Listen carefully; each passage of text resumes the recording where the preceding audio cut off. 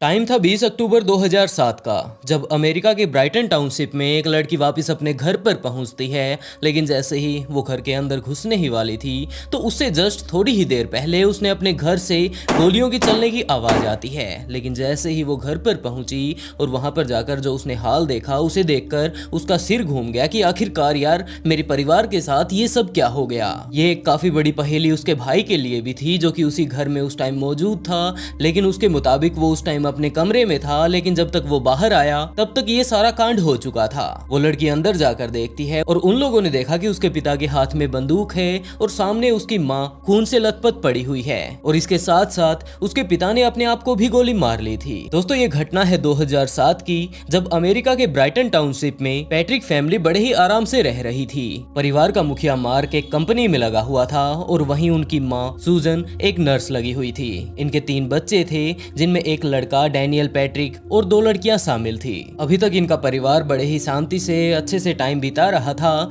लेकिन उसके बाद टाइम आया 20 अक्टूबर 2007 का, जब डैनियल की बहन मार्केट गई हुई थी और वो वापस घर पर आ रही थी। वो गली में ही आई थी कि तभी उसे अपने घर से गोलियों की आवाज आने लगती है। वो घबरा गई कि आखिरकार ऐसी क्या चीज हो गई कि हमारे घर पर गोलियां चल रही हैं, और इसी बात को देखने के लिए वो दौड़ती दौड़ती अपने घर पर आती है। घर का दरवाजा खुलवाती है और दरवाजा खोलने के लिए डैनियल आता है। डैनियल अब काफी ज्यादा घबरा चुका था, और जैसे ही दरवाजा खोला जाता है और उसकी बहन अंदर आती है तो उसने डैनियल से पूछा कि आखिरकार यहाँ पर क्या हुआ था। डैनियल भी काफी ज्यादा घबराया हुआ था और उसने हड़बड़ाहट में अपनी बहन को बताया कि हमारे पिता ने माँ के ऊपर गोली चला दी है और उसके बाद उन्होंने खुद को भी गोली मार ली है। ये बात सुनकर डैनियल की बहन काफी ज्यादा घबरा गई और उसने जाकर पुलिस के पास कॉल किया। उसने पुलिस वालों को बताया कि मैं अभी अभी मार्केट से वापस आई हूँ, लेकिन जैसे ही मैं घर पर पहुंचने ही वाली थी उससे पहले ही मेरे घर पर गोलियां चलने लगी। मैंने जब यहाँ अंदर आकर देखा तो मेरे पिता ने मेरी माँ के ऊपर गोलियां चला रखी थी और आखिर में उन्होंने खुद के ऊपर भी गोली चला ली। What's going on? I don't know what happened. I just came over to my parents' house because we were going to watch the game, and my mom is shot and my dad is shot and my brother's here. Does anybody know what happened? Did your brother shoot your parents? I don't know. I didn't know. ये सारी बातें सुनने के बाद police वाले उनके घर पर आ पहुंचते हैं और उसके बाद यहाँ पर तहकीकात करने लगते हैं कि आखिरकार यहाँ पर क्या हुआ था। और सबसे पहले पुलिस वालों को इस बारे में पता चलता है कि उनकी माँ सूजन ने तो हाथों हाथ उसी टाइम जान गंवा दी, लेकिन उनके पिता अभी भी जिंदा थे। तो उन लोगों ने तुरंत एम्बुलेंस का प्रबंध किया और वहाँ पर एम्बुलेंस आकर उनके पिता मार्क को हॉस्पिटल लेकर जाती है। इस टाइम डैन काफी ज्यादा घबरा चुका था और वो लगातार पुलिस वालों को एक ही बात बोल रहा था कि मेरे पिता ऐसा कुछ नहीं करना चाहते थे।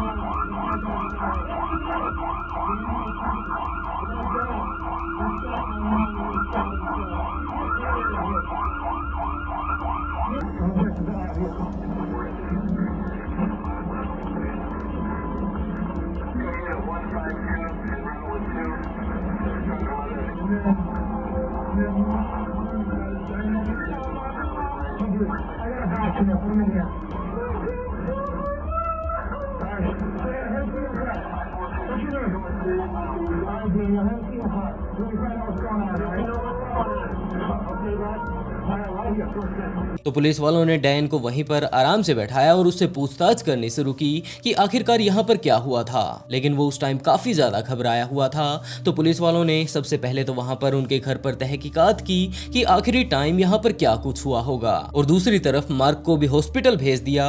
और ये सारी की सारी चीजें जब हो चुकी थी तो आखिरकार पुलिस वाले डैनियल को अपने साथ पुलिस स्टेशन लेकर जाते हैं और वहां पर आराम से बैठाकर उससे पूछताछ करने लगते हैं कि बेटा तुमने आखिरी बार वहां पर क्या कुछ देखा था। तो डैनियल ने बताया कि मेरे माता पिता के बीच बाहर काफी ज्यादा लड़ाई हो रही थी। मैं अपने रूम में था, लेकिन जैसे ही मैं बाहर आता हूँ तो मैंने देखा कि मेरे पिता मेरी माँ की तरफ गन तान कर खड़े हैं और मेरे देखते ही देखते उन्होंने उनके ऊपर गोलियां चलाना शुरू कर दिया। जब गोलियां चल रही थी तो मैं काफी ज्यादा घबरा गया। सबसे पहले तो मैं भी कुछ समझ नहीं पाया कि मेरे पिता ने माँ के ऊपर बंदूक क्यों तान रखी है। लेकिन जब उन्होंने उनके ऊपर गोलियां चलाई तो मैं भी पूरा सुन्न हो गया, लेकिन उनके ऊपर गोलियां चलाने के बाद उन्होंने रिवॉल्वर का मुंह मेरी तरफ कर दिया। मैं अब काफी ज्यादा घबरा चुका था और मेरे दिमाग में ये बात आ रही थी कि अब भागने का कोई फायदा नहीं, क्योंकि बंदूक की गोली की स्पीड मेरी स्पीड से काफी ज्यादा है। लेकिन मेरे पिता ने मेरे ऊपर गोली नहीं चलाई, जबकि उन्होंने उस गन को अपनी तरफ तान लिया और आखिरी में उन्होंने सिर्फ यही बात कही कि मुझे माफ कर देना, और उसके बाद उन्होंने खुद के ऊपर भी गोली चला ली। मार्क की सर्जरी करनी शुरू करते हैं और उन्हें पता चलता है कि इसकी बंदूक की गोली इसके सिर से नहीं जबकि इसके जबड़े से आर पार हुई है। तो वो लोग उसकी सर्जरी करना शुरू करते हैं और कुछ एक देर सर्जरी करने के बाद आखिरकार डॉक्टर भी ये बात बोल देते हैं कि वो अब खतरे से बाहर हैं, लेकिन होश उन्हें अभी तक नहीं आया है। उसके पिता लगभग 2 हफ्तों तक हॉस्पिटल में रहते हैं और आखिरकार उन्हें भी होश आ गया। पुलिस वाले तो इसी वेट में थे और होश आते ही पुलिस वाले जा पहुंचते हैं उनके पास और पूछताछ करनी शुरू करते हैं कि आखिरकार आपने ये सब क्यों किया। तो मार्क ने कुछ ऐसी बातें बताई जिनसे पुलिस वालों का भी दिमाग घूम गया कि यार ये तो कातिल है ही नहीं। और मार्क से पूरी डिटेल लेने के बाद वो लोग डैनियल को अपनी हिरासत में ले लेते हैं। वो लोग डैनियल से पूछताछ करनी शुरू करते हैं और इसके साथ साथ उसके पिता मार्क से भी पूरी पूछताछ करते हैं। तो आखिर में कहानी सामने निकल कर ये आई कि एक टाइम ऐसा हुआ करता था जब डैनियल स्पोर्ट्स में काफी ज्यादा अच्छा था, लेकिन एक टाइम ऐसा आया जब वो अपना स्पोर्ट्स कर रहा था तो उस टाइम उसे चोट लग गई और डॉक्टर्स ने उसे ये बात बोल दी कि अगर आगे की जिंदगी उसे आराम से बितानी है तो उसे स्पोर्ट्स छोड़ना होगा, क्योंकि उसे स्पाइनल इंजरी आ चुकी है और अगर दोबारा से उसे वहीं पर चोट लग जाती है तो बाकी की जिंदगी इसकी बर्बाद हो जाएगी। डैनियल को जब ये बात पता चलती है तो वो अंदर तक टूट गया, क्योंकि वो स्पोर्ट्स में काफी ज्यादा रुचि रखता था और अब देखा जाए तो वो पूरा का पूरा दिन अपने कमरे में यूं ही लेटा रहता था। लगभग 8-10 महीने यूं ही बीत जाते हैं और उसके बाद डैनियल अपना टाइम पास करने के लिए कंप्यूटर पर गेम खेलना शुरू कर देता है। अब वो अपना ज्यादा से ज्यादा टाइम वहीं कंप्यूटर पर बिताया करता था, पूरा का पूरा दिन गेम खेलते हुए, और वो कोई नॉर्मल गेम नहीं खेलता था, जबकि खेलता था कुछ इस तरह के गेम जिनके अंदर काफी ज्यादा मारधाड़ रहती थी। तो उसके पिता मार्क डैनियल से ये बात बोलते हैं कि बेटा तुम ये जिस तरह के गेम खेलते हो ये तुम्हारे दिमाग के लिए बिल्कुल भी ठीक नहीं, क्योंकि अभी तुम बच्चे हो और यहाँ पर तुम तरह तरह की मारधाड़ करते हो और बाहर जाकर भी हो सकता है तुम्हारे दिमाग में यही बात बैठी रहे और तुम वहां पर कोई कांड बैठा दो, तो तुम्हें ये सारे के सारे गेम बंद कर देने चाहिए। लेकिन जब से उसका गेम छूटा था उसका कहीं पर भी मन नहीं लगता था और वो पूरा का पूरा दिन गेम खेलकर ही अपना टाइम पास किया करता था। लेकिन अब उसके पिता जब इस बात से भी उसे मना कर देते हैं तो उसकी जिंदगी फिर से बोरिंग होने लगी। लेकिन अभी तक डैनियल को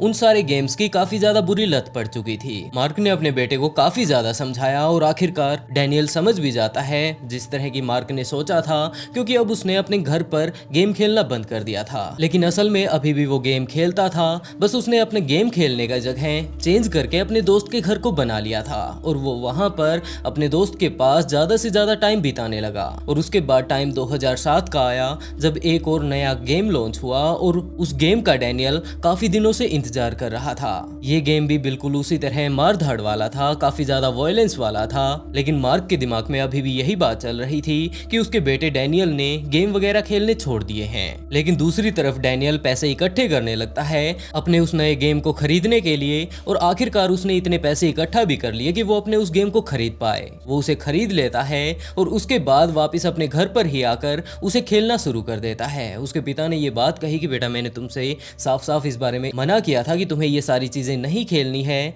तो डैनियल ने कहा कि मैं इतना ज्यादा अब नहीं खेलता हूँ, थोड़ा बहुत खेलता हूँ और ज्यादातर अपना टाइम मैं अपने दोस्तों के साथ बिताने लगा हूँ। लेकिन मार्क को इस बारे में भी पता चल जाता है कि डैनियल अपने दोस्तों के पास जाकर भी वहां पर सिर्फ गेम ही खेलता है, इसके अलावा कुछ भी नहीं। तो मार्क ने डैनियल के उस गेम की सीडी को भी ले लिया जो कि वो खरीद कर लाया था और जो गेम अभी अभी नया नया आया था, और उसे उठाकर अपने पास रख लिया। लेकिन डैनियल को वो गेम किसी भी हालत में चाहिए था, क्योंकि उसे उस गेम की काफी ज्यादा बुरी लत पड़ चुकी थी। वो पूरा का पूरा दिन 8-8, 10-10 घंटे उस गेम को खेलने लगा था और अपने दोस्त के पास जाने के बाद भी वो उसी गेम को खेला करता था। तो मार्क ने डैनियल से उसके गेम की सीडी ले ली और अपनी अलमीरा में रख दिया। डैनियल अब अपने गेम के बिना बिल्कुल भी नहीं रह पा रहा था, तो उसने मार्क से काफी बार ये बात कही, अपने पिता से ये बात कही कि वो वापस उन्हें गेम की सीडी दे दे। लेकिन मार्क ने इस बात से साफ इनकार कर दिया कि जो तुम गेम खेलते हो वो तुम्हारे लायक नहीं है। लेकिन डैनियल के सिर पर तो एक ही भूत सवार हो चुका था कि उसे किसी भी हालत में अपने गेम की सीडी चाहिए। तो मार्क अपनी अलमीरा की जहां पर चाबी रखा करता था, डैनियल ने उस जगह को भी छान मारा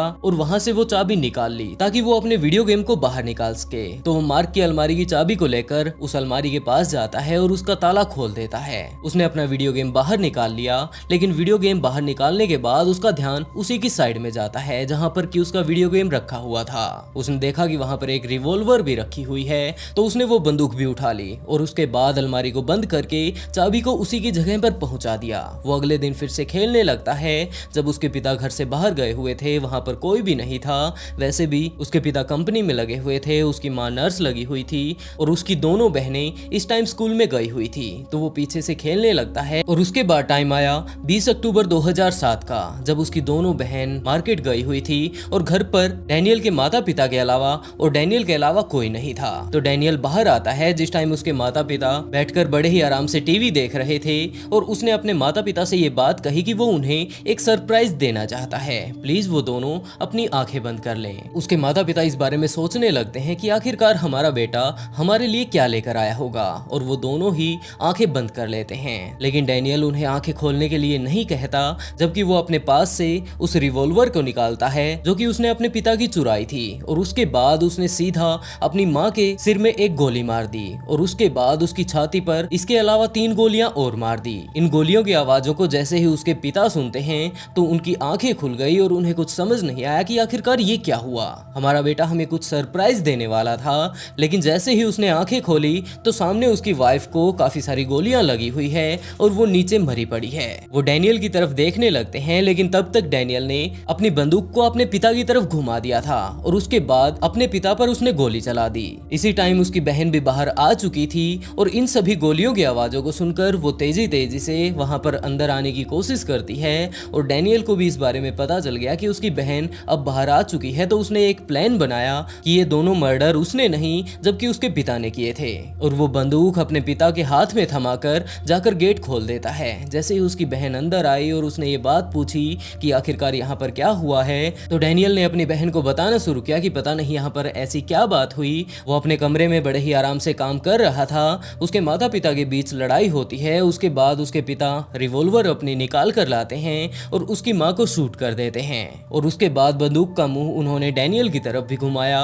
लेकिन डैनियल को सॉरी बोलकर उन्होंने अपने आप को ही गोली मार ली। ये सारी चीजें होते ही डैनियल की बहन ने पुलिस के पास कॉल कर दिया और पुलिस वहां पर आ जाती है। डैनियल अपने पिता को भी बिल्कुल अच्छे से निपटाना चाहता था, लेकिन वो दोबारा से उनके ऊपर गोलियां चलाता उससे पहले ही उसकी बहन आ गई और उसे तुरंत अपने पिता के हाथ में वो बंदूक थमानी पड़ी और उसके बाद जाकर गेट खोला। इन सारी चीजों का खुलासा होते ही मार्क अपने बेटे डैनियल से मिलता है और उससे यही बात पूछता है कि आखिरकार उसने ये सब क्यों किया। तो डैनियल ने भी ये बात साफ साफ बतानी शुरू कर दी कि उसे उस गेम की काफी ज्यादा लत पड़ चुकी थी और आप लोग मेरे गेम के बीच काफी ज्यादा आ रहे थे। मुझे वो गेम किसी भी हालत में चाहिए था, वो एक तरह का मेरा एडिक्शन बन चुका था। तो मार्क अपने आप को इस बात का जिम्मेदार ठहराने लगता है कि उसने अपने बेटे को टाइम से तो संभाला नहीं और बाद में उसका गेम बिल्कुल बंद कर दिया। अगर वो टाइम से अगर उसे संभाल लेता, उसे समझा देता, तो शायद वो ये सारी हरकतें कभी ना करता। और ये बात बोलते ही डैनियल मार्क के गले लग जाता है और वो रोने लग जाता है कि वो अपनी माँ को काफी ज्यादा मिस कर रहा है। उसने ये सारी की सारी चीजें कर तो दी, लेकिन उसे भी अब समझ नहीं आ रहा है कि ये सब हरकतें उसने आखिरकार क्यों की। अब डैनियल पुलिस स्टेशन में था तो मार्क उससे मिलने के लिए अक्सर जाता रहता था। वैसे तो फिजिकली वो भी काफी ज्यादा कमजोर था, लेकिन फिर भी मार्क अक्सर डैनियल से मिलने के लिए पुलिस स्टेशन जाया करता था इसी इन्वेस्टिगेशन के बीच। और डैनियल मार्क से जब भी मिलता तो वो रोने लग जाता और एक ही बात अपने पिता से कहता कि वो अपनी माँ को काफी ज्यादा याद कर रहा है। ये केस कोर्ट में भी पहुंचता है और कोर्ट में जब इस केस की सुनवाई चल रही थी तो इसी बीच मार्क ने जज से ये बात कही कि मेरा बेटा अपने कारनामों को लेकर काफी ज्यादा दुखी है। मैं आपसे रिक्वेस्ट करता हूँ कि इसकी माँ ने तो अपनी जान गंवा दी है, लेकिन इसकी जिंदगी बर्बाद मत कीजिए। Andy has had to face and is now facing the very serious consequences of what he did on October 20th, 2007. I know, without any doubt, he has severe regret, remorse, and guilt over what he did to his mom and I that evening. I can't count the number of times he has told me that he is so sorry for what he did and he'll never be able to forgive himself. I can also count the number of times he has told me that he is so happy that I survived and is so glad to still be able to see me. He's told me that numerous times. love you, Danny. I can't count the number of times that he said, Dad, I miss Mom. I miss Mom. His pain runs very deep, and it should. I believe it should run deep. And if his pain did not run deep, I guarantee you I would not be standing here speaking on his behalf. I'd call him like I see him. And I would not stand here and talk on his behalf if his pain didn't run deep. I know it does. So I'm asking the court on Danny's behalf for a lenient sentence. Because Danny does have remorse and regret. And I believe God is a God of forgiveness and a God of second chances. इसने जो काम किया है उसे लेकर इसे काफ़ी ज़्यादा रिग्रेट है, लेकिन इसकी माँ ने तो अपनी जान गंवा ही दी है। प्लीज़ आप इसकी ज़िंदगी बर्बाद मत कीजिए और हो सके तो इसकी गलती को माफ़ कर दीजिए। जज भी मार्क की पूरी बातों को सुनता है और आखिर में मार्क को उस जज ने यही बात कही कि इसने जो काम किया था वो कोई नॉर्मल बात नहीं है। सबसे पहले इसने 2 लोगों की जान लेने की कोशिश की, जिसमें से एक बंदे ने अपनी जान गंवा दी है और उसके बाद झूठा इल्ज़ाम लगाया कि आपने ही आपकी पत्नी की जान ली है। वैसे तो इसे मौत की सजा मिलनी चाहिए, लेकिन हम लोग इसे लाइफ इन प्रिजन दे रहे हैं और 23 साल बाद ये पैरोल के लिए अर्जी दे पाएगा। वैसे दोस्तों, आज की स्टोरी आप लोगों को कैसी लगी कमेंट करके जरूर बताइएगा और इसी तरह की और स्टोरी देखने के लिए ऑफबीट पॉडकास्ट को सब्सक्राइब जरूर कर लें। टाइम 2016 का था जब एक माँ अपने बच्चे के साथ अपने घर पर खेल रही थी। इस टाइम उस महिला की माँ भी वहां पर आई हुई थी क्योंकि वो अपने बच्चे का ध्यान अकेले नहीं रख पा रही थी। तो उसने अपनी माँ को बुला लिया और इस टाइम वो उसके घर पर ही थी। उस टाइम उस घर में मौजूद सभी लोग बिल्कुल खुश थे कि तभी उस महिला के पास एक कॉल आता है और वो उस कॉल को सुनकर अपने घर से बाहर जाती है। घर से बाहर जाने के बाद वो पैदल ही कहीं पर चली जाती है, लेकिन शाम हो जाती है, रात होने लगती है, लेकिन अभी तक वो वापस नहीं आई थी। उसकी माँ काफी ज्यादा परेशान होने लगी क्योंकि उसे घर पर अपने नातिन को भी संभालना था और उसके ऊपर इसकी माँ भी गायब हो चुकी थी। तो वो काफी ज्यादा परेशान होने लगी और आखिरकार अगले दिन की सुबह उसने पुलिस के पास कॉल कर दिया। लेकिन असल में हुआ क्या था यहाँ पर, कौन थी वो महिला और आखिरकार वो अपनी माँ को बिना बताए कहाँ पर ऐसी जगह पर चली गई थी कि अब वो वापस आई ही नहीं, और वो फोन किसका था। टाइम था 1981 का जब एलनोर और लोर्ने के घर पर टोरंटो में ब्लेक का जन्म हुआ। ये लोग काफी ज्यादा अमीर थे। इसकी माँ की खुद की एक प्लास्टिक फैक्ट्री थी और इसके पिता के अपने काफी सारे अलग बिजनेस थे। तो फाइनेंशियली अगर देखा जाए तो इनके पास पैसों की कोई भी कमी नहीं थी। ब्लेक का एक बड़ा भाई भी था जिसका नाम कोडी था। टाइम बीतता रहता है, ब्लेक और कोडी दोनों ही बड़े होने लगते हैं, लेकिन टाइम बीतने के साथ साथ इनके माता पिता के बीच कुछ एक लड़ाइयाँ हो जाती हैं और आखिर में इन लोगों ने यही डिसाइड किया कि वो अलग हो जाएंगे। उन दोनों के पास अपने अपने अलग अलग कारोबार तो थे ही, तो आखिर में उन्होंने ये भी डिसाइड कर लिया कि ब्लेक अपनी माँ के साथ रहेगा और उसका भाई कोडी अपने पिता के साथ रहने वाला है। बचपन में ही ये दोनों भाई अलग हो चुके थे, लेकिन ये आपस में एक दूसरे को कभी नहीं भूलते हैं और बड़े होने के बाद भी एक दूसरे से मिलने के लिए ये लोग आया करते थे और आपस में इन लोगों की बात होती रहा करती थी। टाइम 2000 का आ चुका था और इस टाइम ब्लेक 20 साल का हो चुका था। वो अपने दोस्तों के साथ पढ़ने के लिए हॉस्टल जाना चाहता था, तो उसने अपनी माँ को बताया और उसकी माँ इस बात के लिए मान भी गई।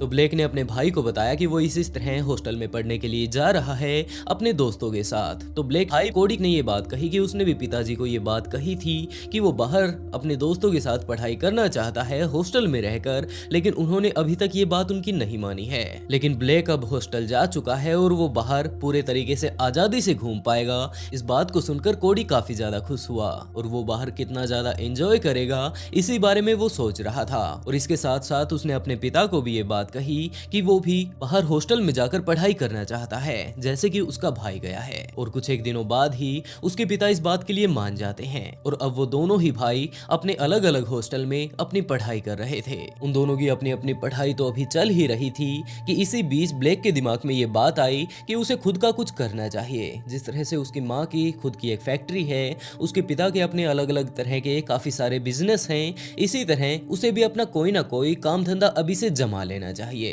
क्योंकि उसका इन सभी चीजों में इंटरेस्ट भी है और उसकी पढ़ाई तो चल ही रही है। तो उसने ये बात सोची कि क्यों ना वो एक फिल्म बनाए और वो फिल्म बनाने के लिए काफी सारा खर्चा उसके ऊपर कर भी देता है जो कि उसकी माँ उसे दिया करती थी और पैसे की तो कमी इनके पास थी ही नहीं। तो आखिरकार उसने एक फिल्म बना भी डाली, लेकिन ये फिल्म कभी भी रिलीज नहीं हुई। I'm 20 years old. and I'm losing all of my hair. Come in. I can't live like this anymore. What do you need money for? So that I can get a hair transplant. You let a doctor cut open your head? Not just any doctor. I want the guy who did Matthew McConaughey. Max, I'm gonna kick your ass. I'm going bald, Opie. So, I had my first heart attack while playing with myself. That's not so bad. My mom and her bridge club found me. उसका इन सभी चीजों में काफी ज्यादा interest था और उसकी movie जब फ्लॉप हो चुकी थी, वो रिलीज ही नहीं हुई, तो उसने आखिर में एक बात सोची कि क्यों न वो एक एनिमेटेड सीरीज निकाले। वो इस सीरीज के ऊपर भी काफी सारा काम करता है, लेकिन आखिर में वो भी फ्लॉप ही रहती है। लेकिन अभी तक वो इस चीज के अंदर इतना ज्यादा घुस चुका था कि उसने शायद यही बात सोच ली थी कि वो इसी चीज में कामयाब होकर दिखाएगा। और इन्हीं कारणों के चलते एक टाइम ऐसा आया जब उसकी मूवी भी नहीं चलती है, एनिमेटेड सीरीज भी नहीं चलती है, तो उसने आखिर में ये बात सोची कि वो एक कॉमिक बुक लिखेगा। उसने एक कॉमिक बुक भी लिखी और उसका नाम उसने सिंड्रोम दिया। अभी तक टाइम 2010 का आ चुका था और 2010 में उसने अपनी वो कॉमिक बुक रिलीज कर दी। And we are here with United Free Worlds. You are a comic book company. Yes. That has an amazing book out right now, and it's actually a little bit. Well, you say that it's a little bit different from everybody else out here, and why is that? Our work is slightly different because we take more time in making the artwork a higher quality. We take a very extreme detail. It's very serious to us.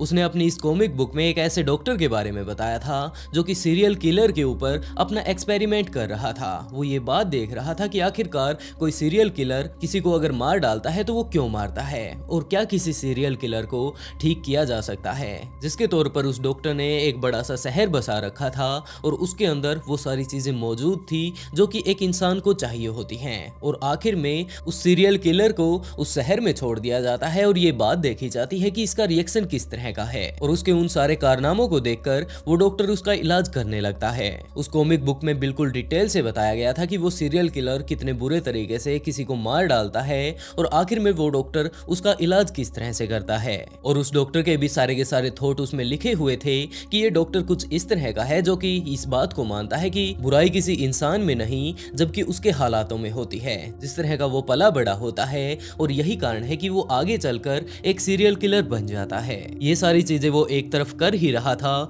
कि 2011 में उसकी मुलाकात Amanda brown से होती है और पहली नजर में ही ये दोनों एक दूसरे से जब मिलते हैं, थोड़ा टाइम एक दूसरे के साथ बिताते हैं, तो आपस में इन्हें प्यार हो जाता है और 2011 में ही इन्होंने शादी कर ली। लेकिन 2011 ही वो टाइम था जब उसके ऊपर दुखों का पहाड़ टूटने वाला था, क्योंकि 2011 में उसकी माँ की एक बीमारी के चलते जान चली जाती है और अपनी माँ को गंवाने के बाद एक बार तो वो पूरी तरीके से अंदर तक टूट जाता है। लेकिन उसे अब उसकी फैक्ट्री भी संभालनी थी, अपने परिवार को भी संभालना था, तो वो उनकी फैक्ट्री में जाता है और वहां पर जो कुछ भी उसे देखभाल करनी थी वो देखभाल वो करने लगता है। 2015 तक वो जैसे तैसे करके अपने आप को संभाल लेता है। अब तक इसके 2 बच्चे हो चुके थे और आज के टाइम में अमांडा के साथ उसकी काफी सारी लड़ाइयां भी हो रही थी। इस टाइम भी अमांडा प्रेग्नेंट थी, लेकिन उसने इस बारे में ज्यादा कुछ नहीं सोचा और उसने एक ही बात कही कि हम दोनों के बीच ये रिश्ता और ज्यादा नहीं चल सकता, हम दोनों को अलग हो जाना चाहिए। और यही बात बोलकर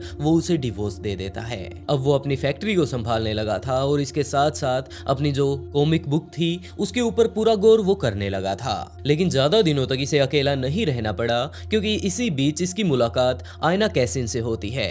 ये दोनों ही एक दूसरे के साथ थोड़ा टाइम बिताते हैं और उसके बाद ब्लैक को ये बात समझ आने लगी कि ये वो लड़की है जो कि मुझे समझ सकती है। उन दोनों के बीच प्यार का रिलेशन चलने लगता है और आखिरकार उन्होंने भी शादी कर ली। और शादी के कुछ एक दिनों बाद आयना प्रेग्नेंट हो गई और मई 2016 में उसने एक बच्चे को जन्म दिया। ब्लैक इस चीज को लेकर काफी ज्यादा खुश था कि उसकी वाइफ उसके घर पर उसका पूरा का पूरा ख्याल रखती है। अब उनके घर पर एक बच्चा आ चुका है और उसकी फैमिली अब बिल्कुल अच्छे से सेटल हो चुकी है। उसे एक ऐसी वाइफ मिली है जो कि उसकी काफी ज्यादा केयर करती है। दूसरी तरफ उसकी फैक्ट्री वगैरह, उसकी कॉमिक वगैरह, उन सभी पर भी वो काफी अच्छे से ध्यान दे पाता है। इस बात को लेकर ब्लैक काफी ज्यादा खुश था। लेकिन ब्लैक के घर पर अब एक नया मेहमान आए हुए लगभग अभी सिर्फ 2-3 हफ्ते ही हुए होंगे कि उनके घर पर पुलिस आ जाती है और वो ब्लैक को अपनी हिरासत में लेकर वहां से चले जाते हैं। उसकी वाइफ पीछे पीछे उसके जाती है और पूछताछ करती है कि जनाब आखिरकार आप लोगों ने इसे अरेस्ट क्यों कर लिया। तो उसे वहां पर पता चलता है कि इसने 3 से 4 लड़कियां ऐसी मौजूद हैं जिनका रेप किया है और उन सभी ने आकर इसके खिलाफ यहाँ पर रिपोर्ट की है। इस बात को जानकर आयना काफी ज्यादा दुखी हुई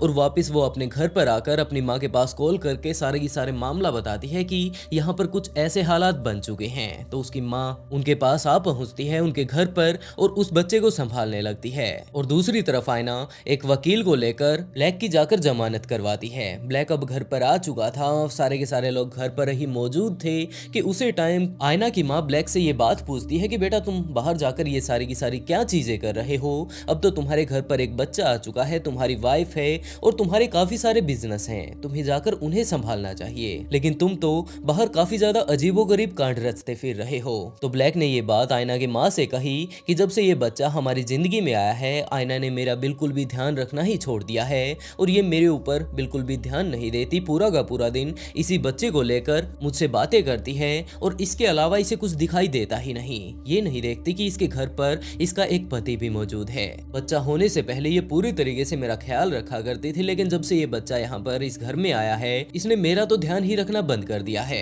तो आयना की माँ ने समझाना शुरू किया कि बेटा अभी तो ये काफी ज्यादा छोटा है और इस बात को शायद तुम भी समझ पाओगे, लेकिन ब्लैक ने इस बात से साफ इनकार कर दिया कि मैं इस बच्चे को चाहता ही नहीं जिसके आ जाने के कारण हमारे दिलों में इतना फर्क आ जाए कि ये मेरा ख्याल ही रखना छोड़ दे। और इस बात को लेकर आयना भी काफी ज्यादा गुस्सा होती है। वो अपने बेटे को लेकर अपनी माँ के साथ चली जाती है। जब इसकी माँ यहाँ पर आकर रुकी थी तो उसने वहीं पास में ही एक अपार्टमेंट ले लिया था और वहीं पर वो किराए पर रहा करती थी। तो आयना अपने बच्चे को लेकर ब्लैक के घर से निकल पड़ती है अपने माँ के साथ और उनके साथ ही जाकर वहीं पर रहने लगती है जहाँ पर की उसकी माँ रह रही थी किराए पर। अब वो भी अपने माँ के साथ यहाँ किराए वाले घर में आ चुकी थी और यहाँ पर वो रह रही थी। लेकिन उसके बाद टाइम आया 23 मई 2016 का, जब आयना के पास एक कॉल आता है और उस कॉल पर बातें करने के बाद आयना अपनी माँ से ये बात कहती है कि वो कुछ एक देर बाद ही वापस घर पर आ जाएगी, वो ज्यादा फिक्र ना करें, और ये बात बोलकर वो घर से निकल पड़ती है। लेकिन आयना लगभग सुबह के टाइम घर से निकली थी, अब दोपहर का टाइम हो चुका था, लेकिन वो वापस नहीं आई। और जिस तरह की वो फोन पर लड़ाई करके गई थी उसकी माँ को भी पता चल गया कि ये फोन किसी और का नहीं जबकि ब्लैक का है। तो उसकी माँ ने ज्यादा चिंता करना छोड़ दिया और उसने यही बात सोची कि एक पति पत्नी के बीच लड़ाई हुई होगी, इससे ज्यादा और क्या हो सकता है। और यही बात सोचकर वो अपने नातिन के साथ खेलने लगती है, क्योंकि उसके दिमाग में अभी भी ये बात थी कि इन दोनों पति पत्नियों के बीच में लड़ाई हुई है, तो हो सकता है वो दोनों वहां पर थोड़ी छोटी मोटी लड़ाई कर रहे होंगे और उन दोनों के बीच शाम तक सुलह हो जाएगी। लेकिन शाम का टाइम हो चुका था, आयना अभी तक वापस नहीं आई थी, तो उसने थोड़ा और वेट करना शुरू किया। लेकिन आयना अपनी माँ के पास एक छोटा सा बच्चा छोड़कर गई थी जिसे कि टाइम टू टाइम भूख भी लगती रहती है। तो जैसे तैसे कर आयना की माँ ने उस बच्चे का ध्यान रखा और अगले दिन की सुबह हो चुकी थी, लेकिन अभी भी आयना वापस घर लौटकर नहीं आई थी। तो अब उसकी माँ को ज्यादा चिंता होने लगती है और वो सीधा का सीधा ब्लैक के घर पर जा पहुंचती है और वहां पर जाकर दरवाजा खटखटाने लगती है। उसके घर के बाहर जो डोरबेल लगी हुई थी उसे बजाने लगती है, लेकिन अंदर से किसी भी तरह का कोई रिप्लाई बाहर नहीं आया। तो वो लगातार वहीं पर डोरबेल बजाती रहती है और अपनी बेटी को आवाज लगाती रहती है। काफी देर तक जब वो यही काम करती है तो आखिर में उस घर का एक दरवाजा खुलता है जिसके अंदर से ब्लैक बाहर देख रहा था। और जैसे ही ब्लैक ने उसकी माँ को देखा तो उसने धड़ाम से वो खिड़की बंद की और वो वापस अंदर चला जाता है। ये सारी चीजें देखकर आयना की माँ भी काफी ज्यादा घबरा गई और उसने तुरंत पुलिस के पास कॉल कर दिया।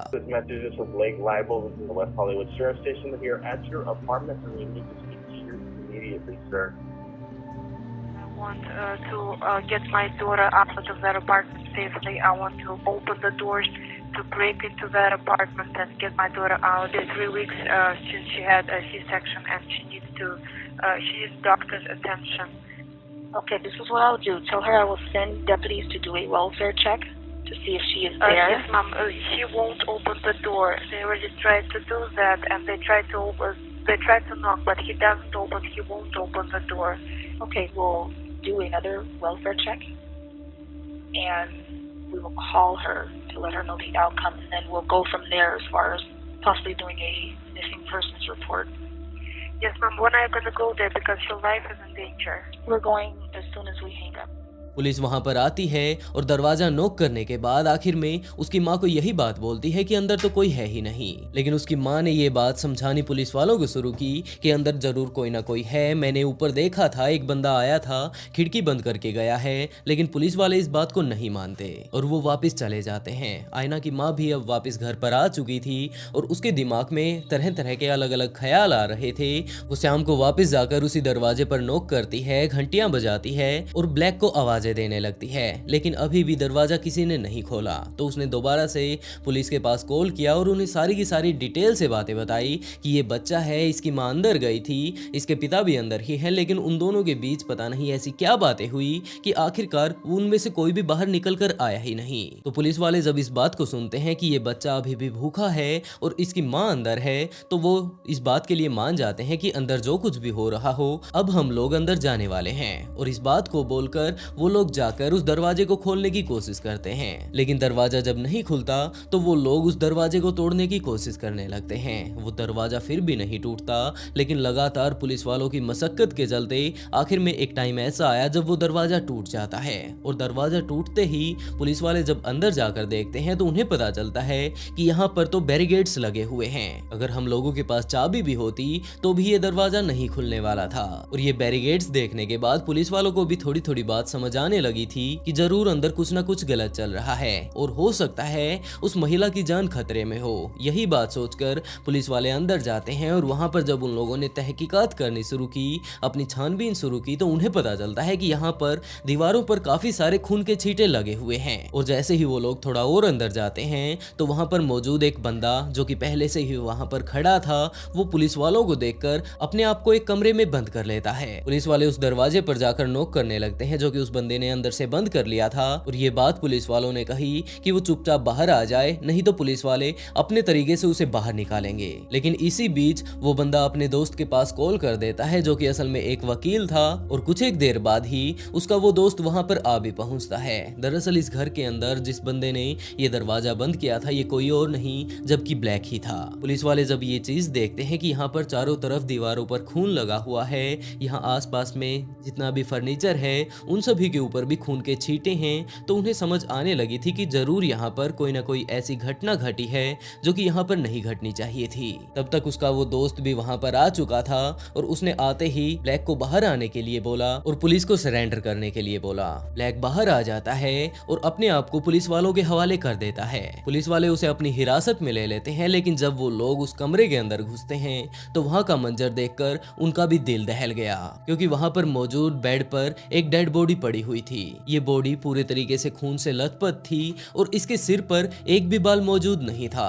पुलिस वालों ने जब अपनी इन्वेस्टिगेशन करनी शुरू की तो उन्हें पता चलता है कि सिर पर मौजूद जिस जिस जगह पर बाल उगे हुए होते हैं वो सारी की सारी जगहें इस आदमी ने इस लड़की की उखाड़ फेंकी है। वो भी सिर्फ बालों को नहीं, जबकि बालों के साथ साथ उस सारी की सारी स्किन को भी उखाड़ दिया है जहां पर कि बाल उगे हुए थे। और इसके साथ साथ जब उन लोगों ने और ज्यादा इन्वेस्टिगेशन की तो उन्हें पता चलता है कि इसके मुंह पर भी और शरीर के बाकी बॉडी पार्ट्स के ऊपर भी काफी सारे चोट के निशान हैं। और मुंह पर एक ऐसा निशान भी मौजूद है जो कि यहाँ पर काटने के कारण बना होगा, यानी कि इस बंदे ने इस लड़की के फेस पर बड़े ही बुरे तरीके से काटा था, जिसके कारण शरीर का वो हिस्सा जहां पर उसने काटा था वो शरीर से अलग ही हो चुका था। और इसके साथ साथ इसका एक कान भी गायब था। पुलिस वालों ने इस बॉडी को तुरंत पोस्टमार्टम के लिए भेज दिया और पोस्टमार्टम की जब रिपोर्ट सामने आई तो इस बात का पता चलता है कि जब इस लड़की के सिर के बालों को उखाड़ा गया होगा, इसकी सारी की सारी स्किन को उखाड़ा गया होगा, उस टाइम ये जिंदा थी। और सिर्फ उस टाइम नहीं, जबकि उस घटना के लगभग 7 से 8 घंटे बाद तक ये लड़की जिंदा थी। इसने ये सारा का सारा दर्द काफी देर तक सहन किया है और इसके साथ साथ वो सारा दर्द भी सहन किया जब इसके कान को काट दिया गया था। और उसके शरीर पर लगे बाकी घावों के बारे में तो कहना ही क्या है। और ब्लैक ने भी पूरा एक्सप्लेन करके बताया कि आखिरकार उसने इसे किस तरह से मारा था। पुलिस वालों को जब ये सारी बातें पता चलती है तो उसे कोर्ट में पहुंचाया जाता है और वहां पर जज ने उसके इन सारी की सारी हरकतों को देखकर उम्र कैद की सजा सुनाई, वो भी बिना किसी पैरोल के। आज के टाइम में ब्लैक जेल में ही है और आयना के बच्चे को उसकी माँ संभाल रही है। वैसे दोस्तों, आप लोग इस केस के बारे में क्या कहना चाहेंगे? अपनी राय कमेंट बॉक्स में जरूर बताइएगा। 21 जून 2018 को एक व्यक्ति अपने 2 बच्चों के साथ कैलिफोर्निया में मौजूद एक सुंदर से पार्क में घूमने के लिए जाते हैं, लेकिन उन्हें बिल्कुल भी नहीं पता था कि वहां पर उनका इंतजार एक बहुत बड़ी समस्या कर रही है। लेकिन कौन था वो बंदा और अपनी बच्चियों को वो वहां पर क्यों लेकर गया था, इन सभी चीजों को जानने के लिए हमें ये स्टोरी शुरू से जाननी होगी कि आखिरकार असल में यहाँ पर क्या हुआ था और आखिरी तक चलते चलते क्या हो गया। तो दोस्तों, इस कहानी की शुरुआत होती है 17 जून 2018 से, जब 35 साल का ट्रिस्टिन ब्यूटेड अपनी पूरी फैमिली के साथ काउंटी कैलिफोर्निया में रहा करता था। आज का वेदर वो अपने मोबाइल पर चेक कर रहा था क्योंकि आज वो अपनी पूरी फैमिली को लेकर ऑरेंज काउंटी बीच पर जाना चाहता था। इसकी फैमिली में इसकी वाइफ एरिका और इसकी 2 बच्चियां, एक 2 साल की थी, एक 4 साल की थी। ये इन तीनों के साथ ही ऑरेंज काउंटी बीच पर जाना चाहता था, लेकिन वहां पर जाने से पहले इसने वहां के मौसम के बारे में जानने की कोशिश की कि वहां पर जाकर हमें किसी भी तरह की कोई दिक्कत का सामना ना करना पड़े। मौसम बिल्कुल वहां का साफ था और मौसम ठीक ना होता, वहां का वेदर खराब होता तो जाने वाले वो तब भी थे। बस फर्क इतना होता कि वो अपने साथ काफी सारा और भी तामझाम लेकर जाने वाले थे, क्योंकि ट्रिस्टिन बाहर घूमने का काफी ज्यादा शौकीन था। उसे इसी तरह की घूमने फिरने वाली जगह, एडवेंचर वाली जगह काफी ज्यादा पसंद थी। यही कारण था कि वो अपना ज्यादा से ज्यादा टाइम या तो अपने काम पर दिया करता था या फिर बाहर घूमने के लिए वो जाया करता था। वो बाहर घूमने जब भी जाता तो अपनी पूरी फैमिली को हमेशा अपने साथ रखने की कोशिश करता और उसकी दोनों छोटी बच्चियां भी उसी के साथ रहा करती थी। उन दोनों छोटी बच्चियों को भी बाहर घूमने की आदत बचपन से ही पड़ चुकी थी, तो वो भी ट्रिस्टिन की तरह बाहर घूमने के काफी ज्यादा शौकीन थे।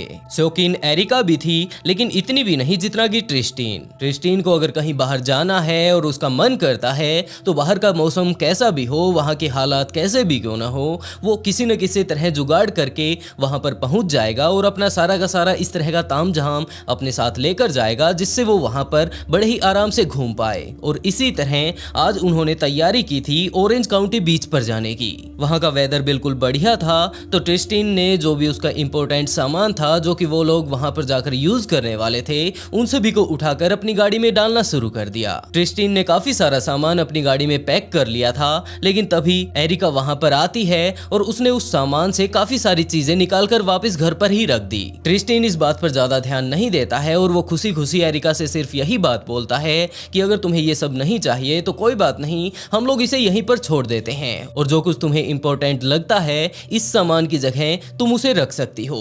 एरिका और ट्रिस्टिन के बीच यही सबसे बड़ी खास बात थी कि वो एक दूसरे को काफी ज्यादा अच्छे से समझ पाते थे। उन दोनों के बीच लड़ाई तो कभी होती ही नहीं थी, क्योंकि वो दोनों ही एक दूसरे का पूरा ख्याल रखा करते थे और समझने की कोशिश किया करते थे कि आखिरकार उसके पार्टनर को क्या चाहिए। और इनके इसी तरह के बर्ताव के कारण एक टाइम ऐसा था जब ये आपस में एक दूसरे के नजदीक आए थे। दरअसल इनकी मुलाकात सबसे पहले एक हाई स्कूल में हुई थी। ये लोग आपस में एक दूसरे के साथ काफी सारा टाइम बिताते हैं और धीरे धीरे कर इन्हें समझ आने लगता है कि ये दोनों एक दूसरे के लिए ही बने हैं। कुछ ही दिनों बाद ये लोग कॉलेज में पहुंच जाते हैं और वहां पर जाते ही एरिका एक डॉक्टर बनना चाहती थी, तो उसने अपना कोर्स शुरू किया और वहीं ट्रिस्टिन एक साइंटिस्ट बनना चाहता था, तो उसने अपना कोर्स शुरू किया। कॉलेज में तो ये एक दूसरे के और ज्यादा नजदीक आ जाते हैं और एक टाइम ऐसा आया जब इन्होंने अपने घर वालों को इस बारे में बताया और आखिरकार इन्होंने शादी कर ली। इनका कॉलेज कंप्लीट हो गया और ट्रिस्टिन ने जो भी अपनी आगे पढ़ाई करनी थी उसे किया, जिसके बाद आखिरकार उसकी जॉब लग भी जाती है।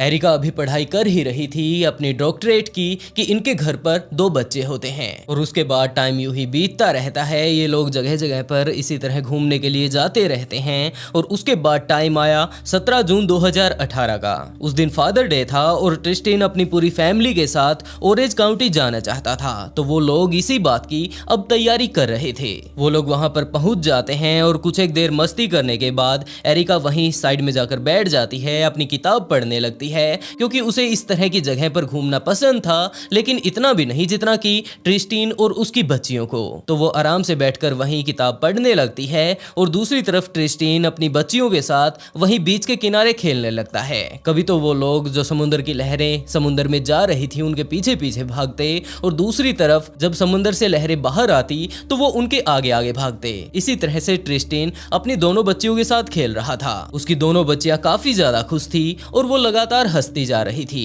एरिका अपनी बुक पढ़ रही थी और बीच बीच में वो अपनी फैमिली को भी देख रही थी कि क्या वो सही सलामत हैं। ट्रिस्टिन इसी तरह अपनी दोनों बच्चियों के साथ लगातार खेल रहा था। कभी तो वो लोग मिट्टी का घर बनाने लगते, अपने लिए महल बनाने लगते और कभी कभार वहाँ बीच के किनारे जो शंख सीपियां आ जाती हैं उन्हें इकट्ठा करने लगते हैं। उसकी पूरी फैमिली बिल्कुल खुश थी, लेकिन तभी एरिका जब अपनी फैमिली की तरफ देखने लगती है तो वो काफी ज्यादा घबरा जाती है। वो सोचने लगती है कि मेरी फैमिली कितनी ज्यादा हंसमुख है, कितनी प्यारी है, बस इसे किसी की नजर ना लगे और ये इसी तरह हंसती मुस्कुराती रहे। जिसकी खास वजह ये भी है कि एरिका जब सिर्फ 8 साल की थी तो इसी तरह वो अपने पिता के साथ खेल रही थी, लेकिन उनके पिता के साथ कोई ना कोई उस टाइम ऐसी दुर्घटना घटी जिसके कारण उन्होंने अपनी जान गंवा दी। और एरिका के दिमाग में ये बात बैठ गई कि हंसते खेलते परिवार किसी भी टाइम बर्बाद हो सकते हैं। और जब भी वो किसी को हंसते खेलते देखती है तो उसे चिंता होने लगती है कि इस फैमिली को कुछ हो न जाए, क्योंकि ऐसे ही हंसी खुशी वाले माहौल में